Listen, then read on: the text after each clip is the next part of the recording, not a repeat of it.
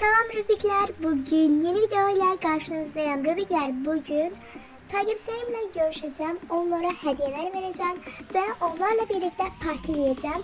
Onu da videomuza başlayalım.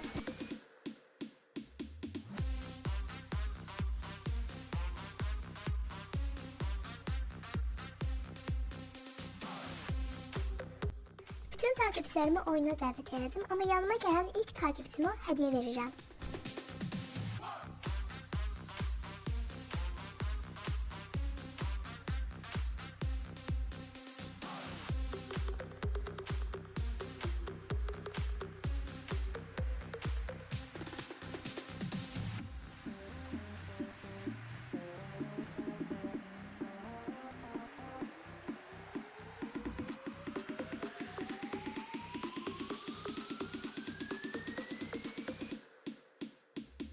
Takipçim mənə hediyə vermək istəyir. Mən də qəbul edirəm və çox gözəl bir pet verdi mənə. Çox sağ ol. Yenə hədiyyə verir və mən yenə qəbul edirəm.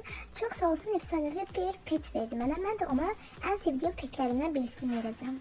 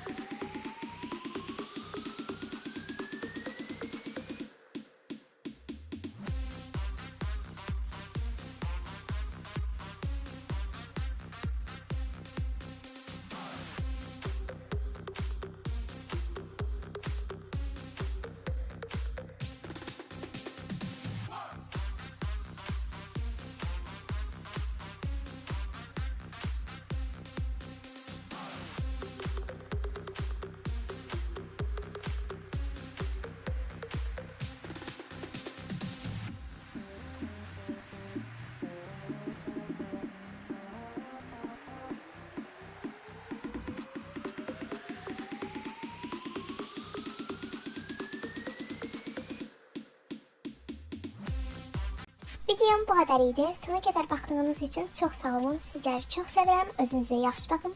Görüşene dek.